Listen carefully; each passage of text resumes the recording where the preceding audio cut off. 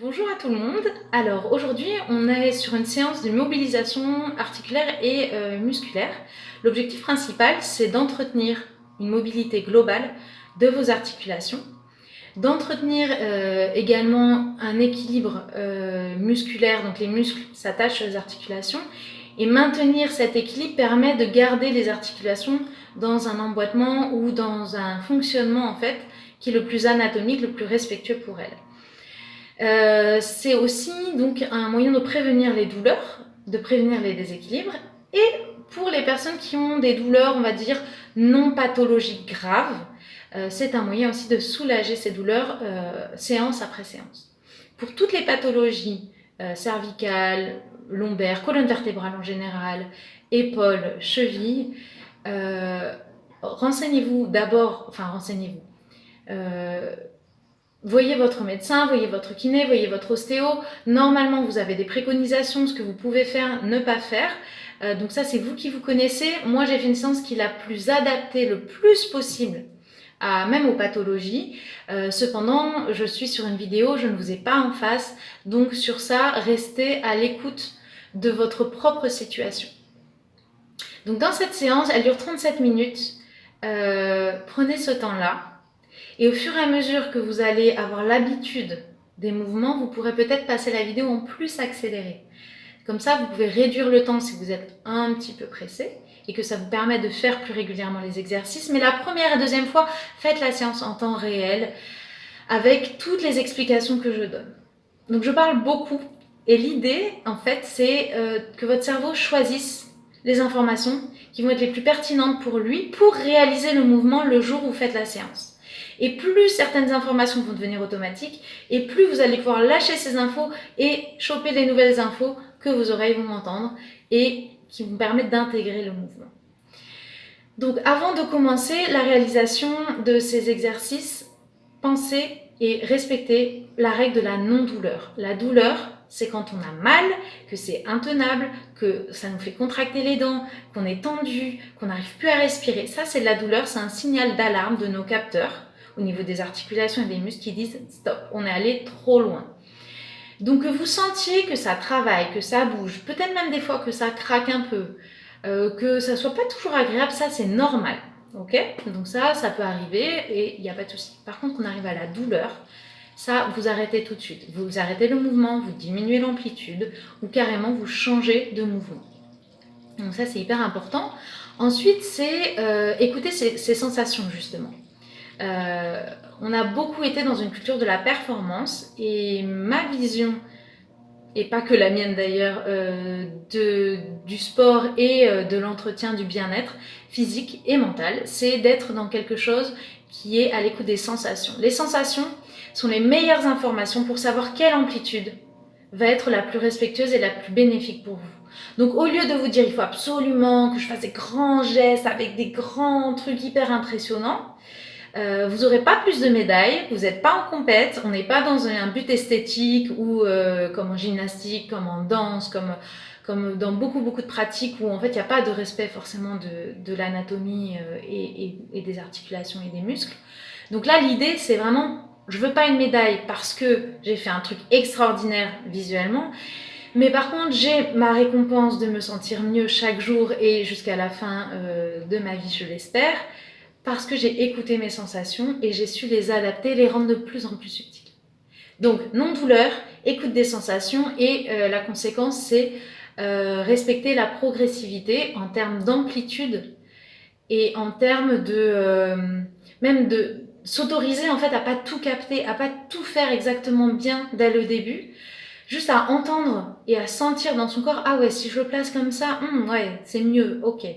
C'est là, en fait, la progressivité, c'est dans l'intensité et dans l'amplitude, mais c'est aussi dans sa progression d'apprentissage. Ok? Même moi, mes postures ne sont pas encore, et seront peut-être jamais, parfaites, parce que je suis également dans une recherche constante avec ma morphologie, avec ma culture sportive qui est intégrée dans chacun de nos corps. Donc, en fonction de ça, les postures évoluent. Et le tout est d'être dans la conscience en fait. La conscience, donc la quatrième règle, la conscience de ce que l'on ressent et de ce qu'on fait. Donc je m'arrête là, sinon il y en a pour toute la journée. Et puis aujourd'hui, il y a 2 séances en fait. Il y a la séance massage de pied avec une balle et la séance mobilité articulaire et musculaire. Vous pouvez faire massage de pied en premier et suivi de la séance, ça vous fait à peu près 1 heure, ou que les massages de pied quand vous voulez, ça dure vraiment pas longtemps, ça dure 5-10 minutes.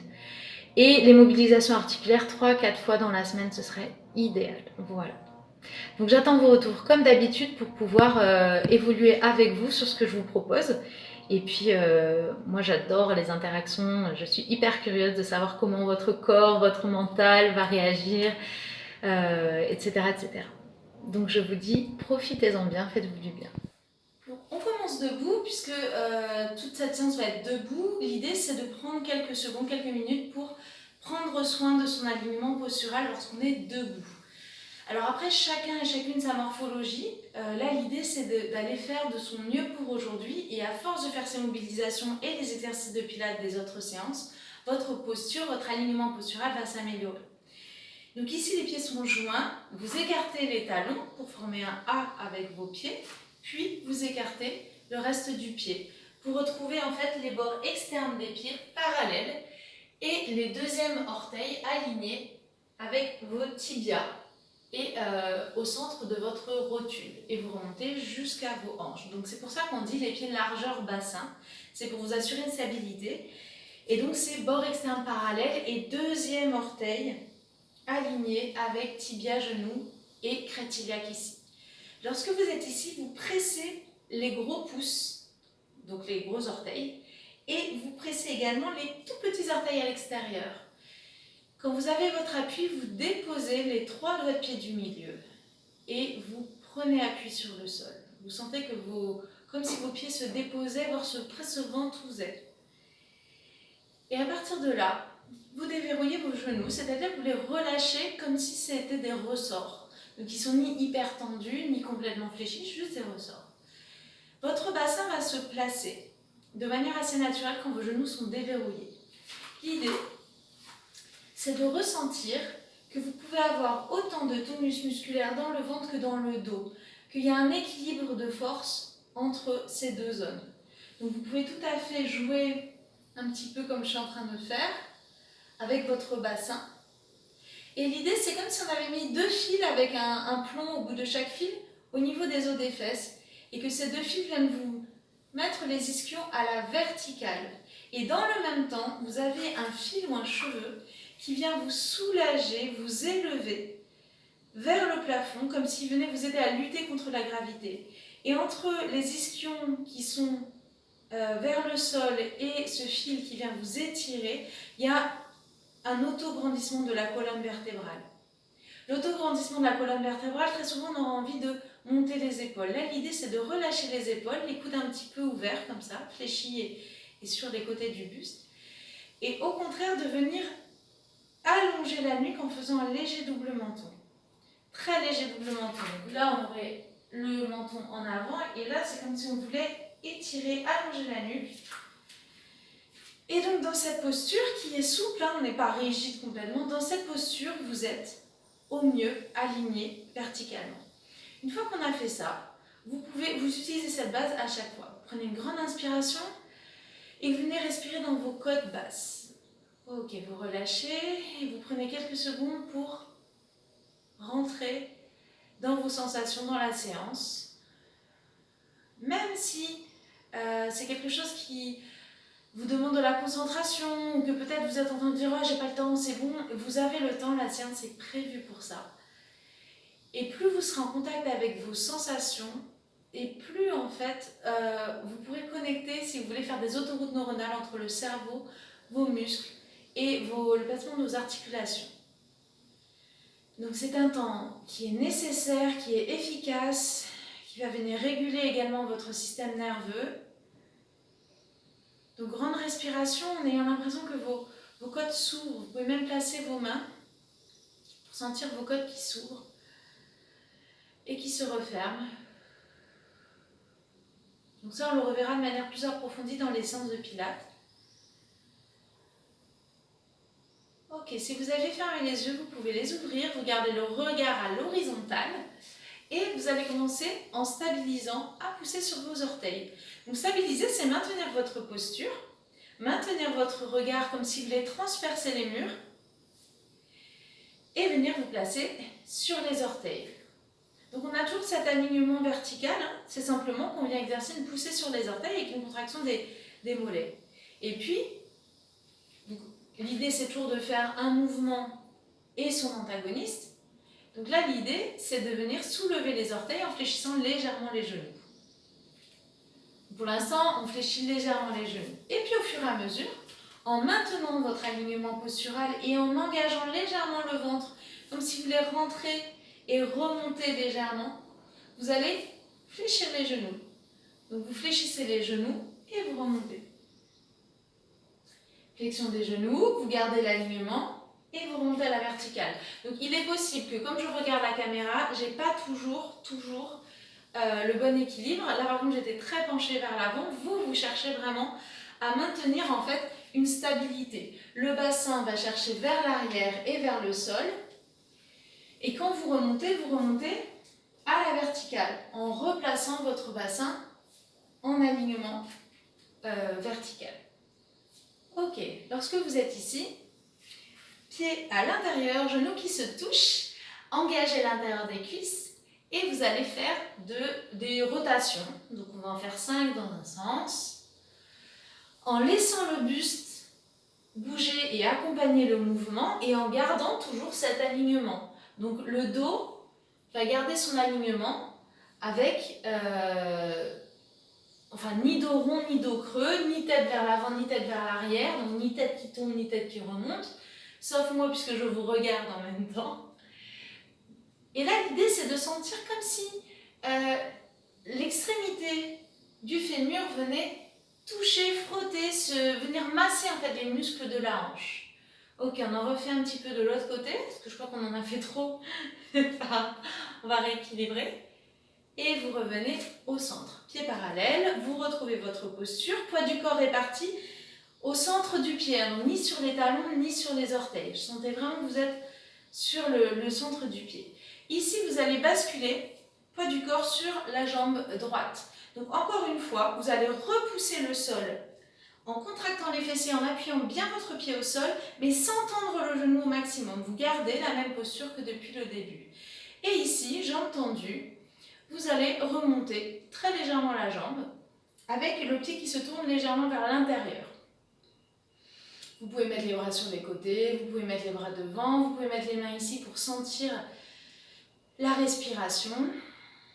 Et vous ramenez le genou devant vous, puis vous placez pied flex et vous amenez une extension de hanche, c'est-à-dire contraction des fessiers et la jambe se tend derrière. Encore une fois, donc il y a un enjeu de stabilité, aussi bien au niveau du bassin qu'au niveau de votre jambe d'appui. L'erreur très courante qu'on va voir, c'est ça, ok? Donc là, en fait, on est dans une extension de la région lombaire, alors que nous, on cherche à créer une extension au niveau de la hanche. Vous revenez au centre et vous passez de l'autre côté. Donc, stabilisez, appuyez sur votre pied pour venir repousser le sol avec votre pied, genoux déverrouillés, jambes tendues, orteils légèrement vers l'intérieur et vous passez du sol à vraiment petite amplitude. On est sur des toutes petites amplitudes sur la hanche en fait. La hanche est une articulation super emboîtée. Donc, on a de petites amplitudes.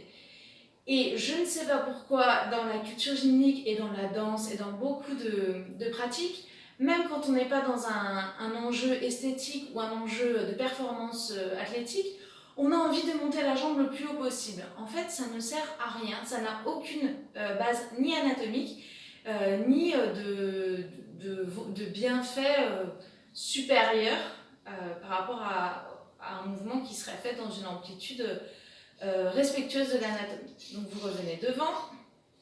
Alors je parle beaucoup. Vous continuez les mouvements même quand je parle et vous laissez votre cerveau choper ce dont il a besoin pour exécuter le mouvement. Donc là, vous contractez les fessiers quand vous amenez la jambe derrière et vous sentez surtout l'étirement de la hanche devant en maintenant un ventre légèrement rentré. Le ventre ne va pas se relâcher avec les viscères qui comme si elle débordait vers l'avant. Ok, et vous revenez au centre. Très bien, vous prenez le temps de vous replacer. Et à nouveau, les orteils se touchent, les genoux se touchent. Et là, on va faire des rotations. Donc, c'est vraiment cette rotation des hanches, extérieur, intérieur, extérieur, intérieur. Voilà, vous respirez toujours.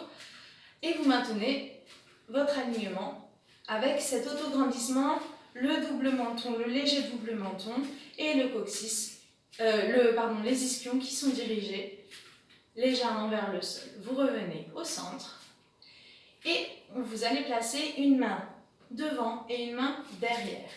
Ici, c'est comme si vous voulez rentrer la queue d'un chat entre les jambes, d'un chat ou d'un chien.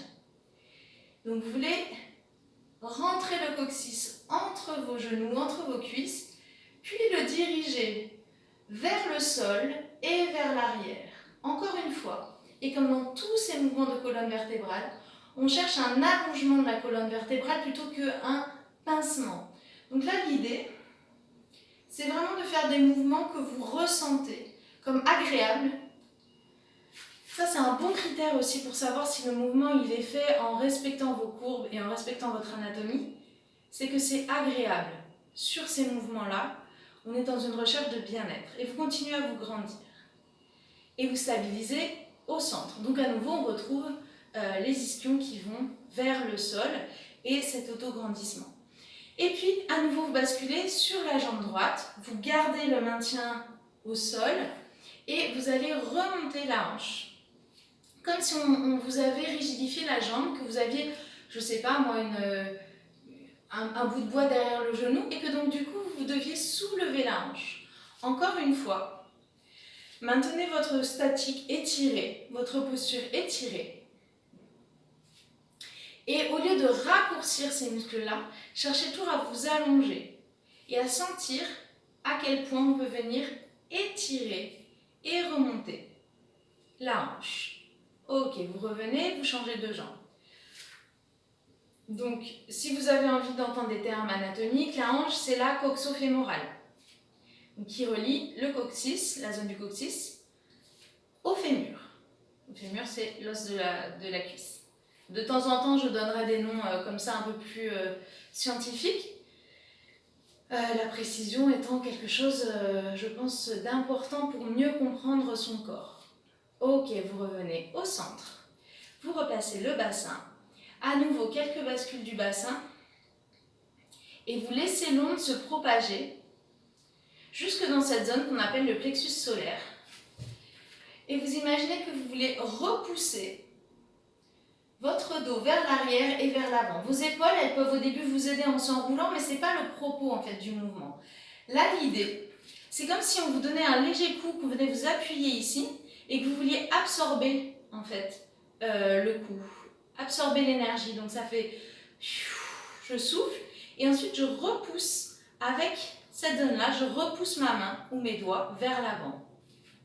Donc quand on vous parle d'éclairer avec la poitrine vers l'avant ou vers le plafond, c'est ce mouvement-là. C'est un mouvement qui est d'arrière en avant, d'arrière en avant.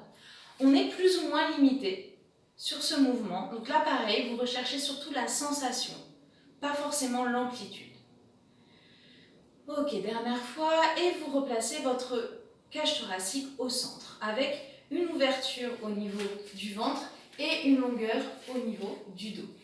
Et vous placez vos mains sur vos épaules. Et à nouveau, on va mobiliser. Donc là, c'est très analytique. On fait articulation après articulation. Donc si vous avez suivi des pieds jusqu'aux épaules pour l'instant. Donc là, faites bouger vos omoplates. Sentez vos omoplates dans le dos qui bougent contre vos côtes, qui glissent en fait, qui remontent et qui redescendent. Donc très souvent, on a l'habitude de remonter ses épaules avec les muscles trapèzes, mais rarement de les abaisser avec d'autres muscles, notamment des trapèzes aussi, qui vont tirer la pointe des omoplates vers le sol. Donc ici, vous laissez votre cage thoracique bouger et vous laissez vos omoplates glisser contre la cage thoracique. Et puis, vous venez stabiliser. Donc vous stabilisez la cage thoracique. Et vous montez vos épaules. Donc ça, c'est le fameux je me crispe, je suis stressée. Donc il va peut-être falloir activer également les muscles qui font descendre les épaules. Et pour ça, vous allez abaisser vos épaules, tendre vos bras sur les côtés et revenir. Inspire et souffle. Inspire. Imagine vraiment que il y a deux fils, encore une fois des fils, qui viennent tirer la pointe basse des omoplates vers tes fesses. Dernière fois, vous gardez les épaules basses, vous étirez vos doigts jusqu'au bout du bout, et à un moment donné, vous relâchez vos épaules et vous les laissez faire. Ici, vous pouvez monter les épaules et vous allez sentir ce que ça fait. Souvent, quand on veut monter les bras très haut, on monte haut les épaules. Donc vous sentez ce qui se passe et puis vous redescendez les épaules et vous ramenez les bras. Et on est parti. Abaisse tes épaules, fixe tes omoplates. À partir de là, tu laisses les omoplates glisser sans forcer, sans vouloir monter trop haut les épaules. Et on est reparti. Donc là, il y a une action musculaire. Et là, tu laisses faire. Grande inspiration. Ok, on va rajouter le mouvement de la tête. Donc tu vas placer ton regard au-dessus de ton front, entre tes deux mains. Donc encore une fois, là on est dans un alignement articulaire et un alignement postural vertical. Donc il n'y a pas d'extension, pas de tête qui part en arrière pour l'instant. Ok, dernière fois. Inspire et viens placer tes mains à la base de ton cou. Ici, tu vas monter les épaules, puis abaisser les épaules quand tu montes les bras. Ça s'appelle le tire-bouchon. Donc ça demande un petit peu de coordination. Je monte les épaules quand je baisse les mains, je baisse les épaules quand j'ouvre les mains. Et vous gardez les mains en ouverture en V, ça va faciliter en fait l'abaissement des épaules. Une dernière fois. Et vous laissez vos mains, vous les placez doigts croisés et vous les placez à la base de votre cou. Vous trouvez un endroit où placer vos mains qui permettent en fait de soutenir votre tête, mais de la laisser mobile. Donc vous exercez une légère pression de vos mains contre votre nuque et une légère pression de votre nuque contre vos mains pour à nouveau reculer légèrement ce menton pour faire un double menton. Et ici vous faites des oui, en commençant par le regard vers la poitrine. Et encore une fois, donc là il y a vos mains qui vous aident, qui vous soutiennent, mais on cherche la longueur dans le mouvement. Donc vous maintenez le double menton quand vous faites la translation du haut vers le bas. Et limite, vous pouvez très bien rouler un peu le menton avant d'amener l'extension du cou. Encore une fois, et puis vous ramenez vos coudes vers l'avant. Inspirez, vous ouvrez la poitrine et soufflez, ramenez les coudes vers l'avant. À nouveau, on mobilise la cage thoracique. Soufflez, inspirez, laissez les omoplates s'écarter. Souffle, inspire, souffle. C'est presque comme si vous voulez faire un dos de tortue avec la cage thoracique, puis une ouverture. Ok, vous relâchez et vous venez placer vos mains croisées devant vous. On continue avec la tête. Donc là, on a fait des oui, maintenant on fait des non. Et vous observez si vous avez une différence de mobilité d'un côté et de l'autre. Donc, on peut observer, si on va chercher trop loin, des épaules qui vont être mobiles. Donc, trouvez votre amplitude où vous sentez que ça vous étire peut-être légèrement les muscles du cou, mais que vos épaules restent relativement stables. Après, l'idée, c'est pas d'être rigide. Bien sûr que les épaules vont être emportées par le mouvement du cou, surtout si on a des déséquilibres musculaires. On en a quasiment tous, moi y compris.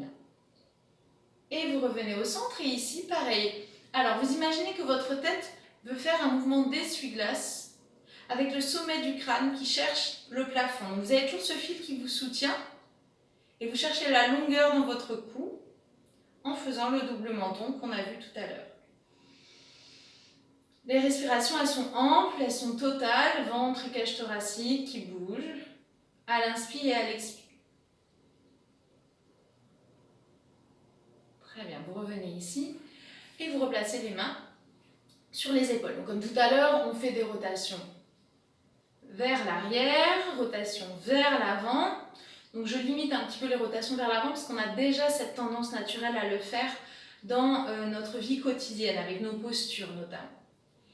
Ok, ici vous allez allonger un bras et c'est comme si vous vouliez nager le crawl. Alors je vais éviter de faire tomber des objets derrière.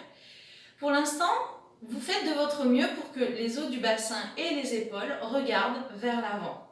Vous êtes toujours dans une posture avec le poids du corps réparti au milieu des pieds. Toujours la posture d'autograndissement. Et vous inspirez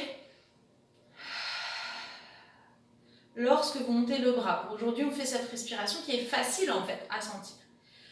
Et au fur et à mesure, vous allez rajouter le fait de regarder votre main avec votre tête et avec vos yeux.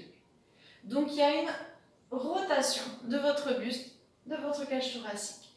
Vous faites de votre mieux pour maintenir le bassin vers l'avant, quitte à serrer légèrement les fessiers. Et autograndissement, vos bras vont chercher de plus en plus loin, vers l'avant, vers le plafond, vers l'arrière. Ok, écartez un petit peu les pieds. Et on va libérer le talon pour rajouter une rotation du bassin. Alors, ici, ça donne, j'étais là, je libère mon talon opposé et je viens contracter mes fessiers de la jambe qui se tend. Inspirez et venez sentir peut-être un étirement au niveau de la hanche. Donc si je m'arrête ici,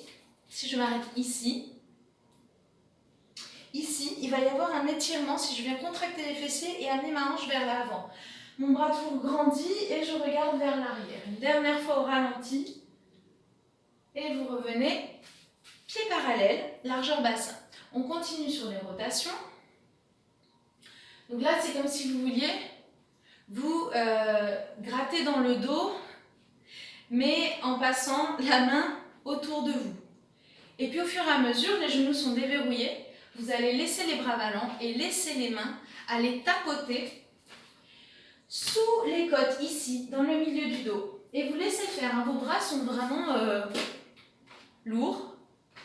Toujours une posture d'autograndissement quand on fait ces rotations-là. Grande respiration. Et donc ça, c'est un mouvement qu'on peut retrouver en tai chi. Et en venant en fait stimuler les points dans le dos, là, sous les côtes, qui correspondent aux glandes surrénales, on vient se donner un petit coup de fouet, en fait, pour se réveiller ou quand on a besoin d'un café. Donc, plutôt à éviter le soir, mais sinon ça peut être très très appréciable. Ok, vous revenez au centre et vous reprenez votre posture, vous revérifiez de temps en temps. Et ici, vous allez placer la main au niveau de la taille. Vous allez descendre votre hanche et dans le même temps, monter votre bras jusqu'à sentir un étirement. Donc les côtes vont s'aligner, elles ne vont pas se mettre sur le côté, elles s'alignent avec la hanche. Et vous allez dessiner un arc de cercle qui partirait aussi bien de ce côté que de ce côté. Inspirez et soyez attentif à vos ressentis. Et soufflez. Pour l'instant, on a la main ici. Inspire, sans que tu t'étires au niveau de la main. Inspire au début. Et ici, place ta main sous tes côtes et fais une légère pression comme si tu voulais passer au-dessus de ta main. Et souffle, ça va venir soutenir le mouvement. Encore 2 fois. Inspire. Ouvrez la cage thoracique. Sentez à quel point on peut ouvrir ici et aussi ouvrir où il y a la main. Je n'arrive plus à parler, ça y est. Encore une fois, inspirez. Et venez sentir l'étirement tout le long de votre buste. Ok, la même chose de l'autre côté, inspire. Donc pour l'instant, c'est un autograndissement. La hanche descend. Et souffle. Alors ici, l'épaule, elle monte encore une fois. Elle monte de manière naturelle. Il n'y a pas besoin de forcer ou de contracter ses muscles pour monter l'épaule. En fait, vous allez plutôt ouvrir la cage thoracique et laisser l'omoplate suivre le mouvement du bras. C'est plus ça en fait. L'épaule en soi, elle ne va pas forcément être actrice. Ici, venez repousser un peu vos côtes et garder la longueur au niveau de la main. Donc il y a une petite pression qui s'exerce. Vous pouvez tout à fait tourner la tête vers l'épaule et revenir. Ok. Donc là, normalement, on a déjà travaillé beaucoup sur la mobilité. du buste et sur le placement. Donc, dernière partie de la séance, ça va être la mobilité au niveau de la partie inférieure des membres inférieurs. Donc là, vous voyez, je suis en train de glisser mes mains sur mes genoux et de faire ce qu'on appelle un squat en musculation ou en fitness. Et l'idée, c'est que votre coccyx va regarder vers l'arrière et vers le sol. Vos genoux vont s'avancer légèrement au-dessus des chevilles, mais gardez en tête que vos genoux doivent s'aligner au maximum jusqu'à vos orteils. Vous gardez votre posture, votre alignement, un allongement du dos, un allongement aussi du ventre finalement, puisqu'on garde la même force en avant et en arrière, et vous contractez vos fessiers pour remonter. Et puis au fur et à mesure, et en fonction de vos possibilités, vous faites une flexion de plus en plus importante.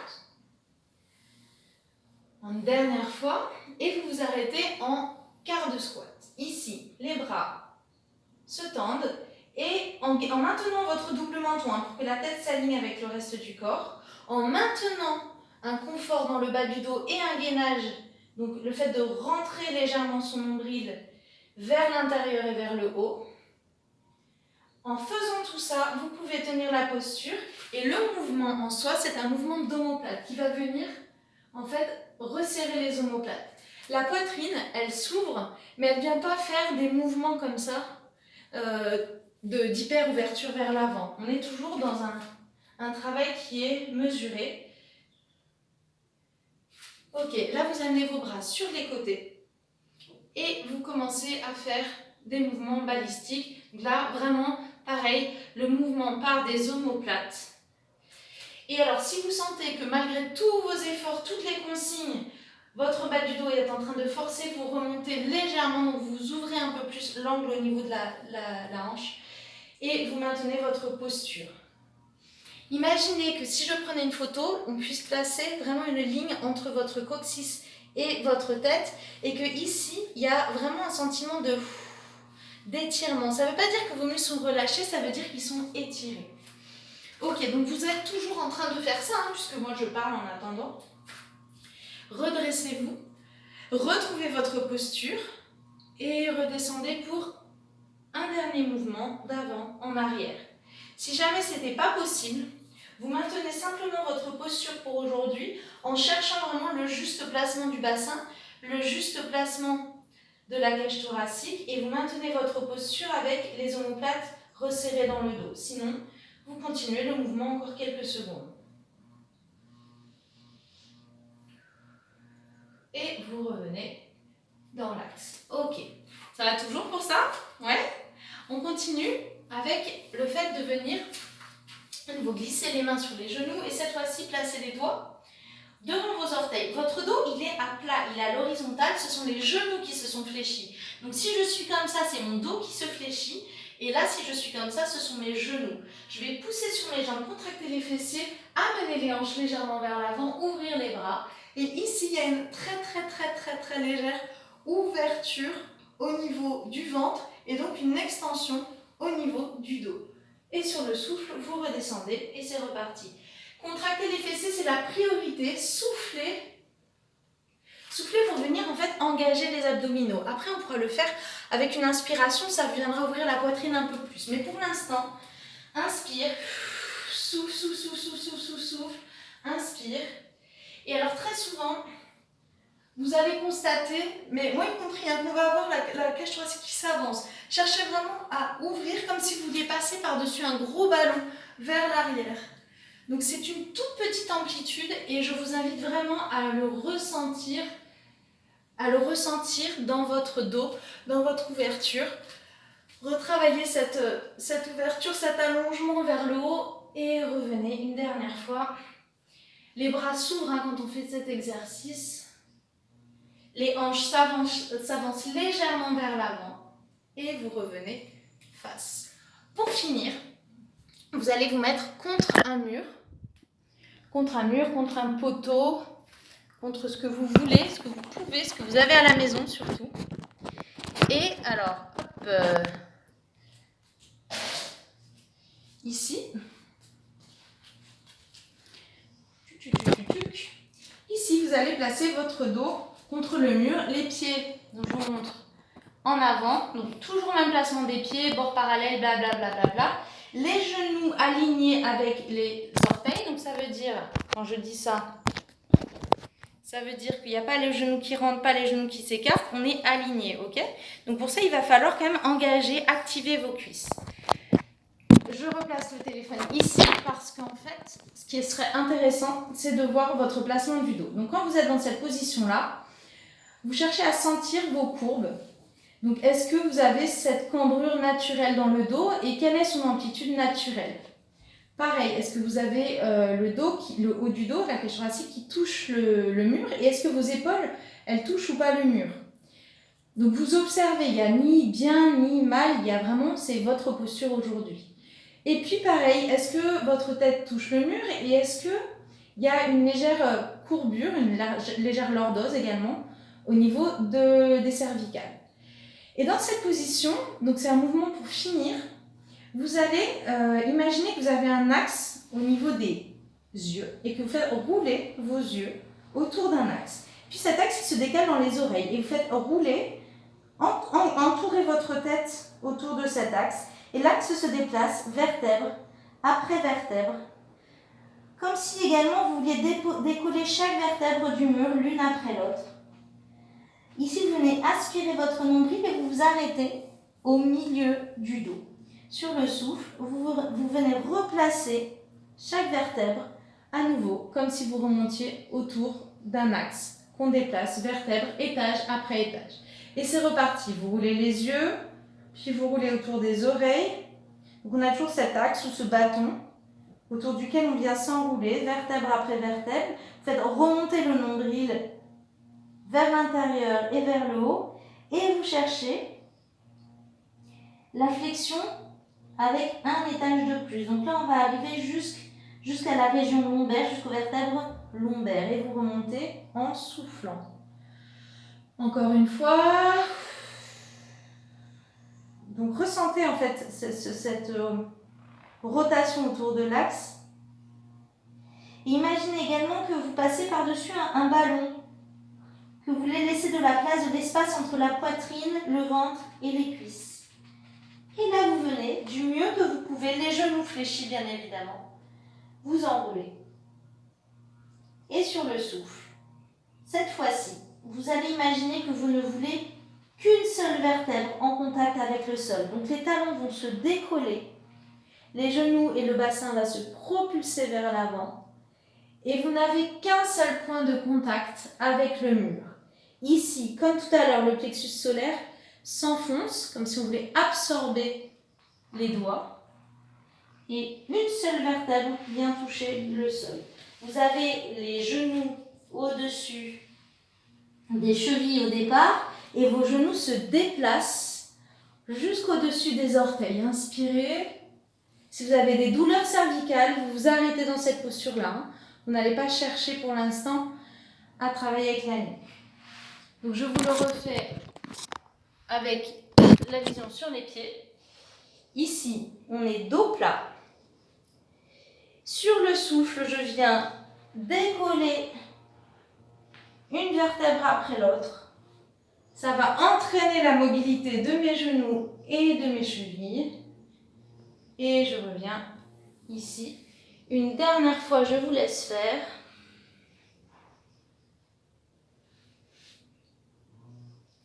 Et vous vous replacez soit contre le mur debout, soit là où vous avez envie, debout quand même. Donc moi, je vais me remettre exactement là où j'ai commencé. Et pour finir, vous replacez donc vos pieds, talons s'écartent, orteils s'écartent, appui sur le gros orteil, appui sur le bord externe le petit orteil, dépose tes 3 orteils au centre, placement de la posture, les ischions qui sont avec des fils à plomb vers le sol, la tête qui est soutenue par un fil, le léger double menton et les épaules relâchées légèrement en ouverture sur les côtés. Et là, comme tout à l'heure, soit ton regard à l'horizontale va transpercer les murs pour aller voir au-delà, En cette période de confinement, ça peut faire du bien d'aller voir au-delà des murs. Soit vous fermez les yeux et vos oreilles peuvent écouter le bruit de la respiration.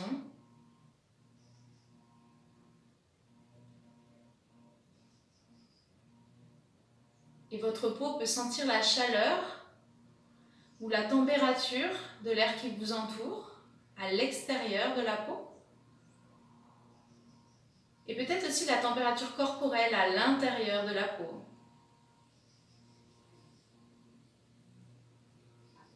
Peut-être que vous ressentez également des micro-mouvements de votre corps qui cherchent sa posture, sa statique, son équilibre. Parce que le corps est en mouvement constant, l'équilibre étant une recherche en fait de stabilisation liée à une sorte de déséquilibre. On cherche l'équilibre dans le déséquilibre en fait. Donc laissez faire ce petit mouvement que vous ressentez peut-être de votre corps qui cherche constamment à rétablir sa statique. Et enfin, ressentez les zones qui font du bien, les zones qui sont agréables dans votre corps. Et chaque respiration va se faire dans une zone qui est agréable. Et plus vous respirez dans une zone avec des sensations qui vous font du bien, et plus ces sensations vont s'étaler, vont diffuser dans toutes les zones périphériques. À chaque respiration, les zones qui vous font du bien, dont le ressenti est agréable, se diffusent de plus en plus.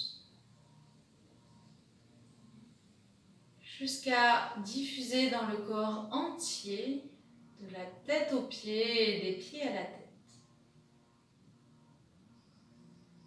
Et de la tête aux pieds et des pieds à la tête. Vous prenez une grande respiration. Donc la respiration, c'est aussi bien l'inspire que l'expiration. Et vous pouvez ouvrir les yeux s'ils étaient fermés, vous étirer. Et soufflez profondément, comme un soupir de soulagement. Je vous souhaite que cette séance vous ait fait du bien. Je vous souhaite surtout que cette séance vous ait fait quelque chose. Et ça m'intéresserait beaucoup que vous partagiez vos ressentis.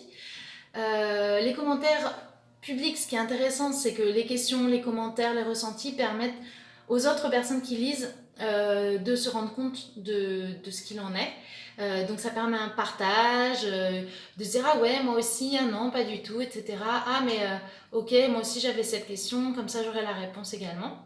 Et puis en privé, bien sûr vous pouvez aussi partager si vous préférez le faire en privé, me poser des questions, etc. etc. Je vous souhaite une bonne continuation. Je ne sais pas si c'est le jour, la nuit, la soirée pour vous. Et puis refaites cette séance autant que vous en avez besoin et surtout envie.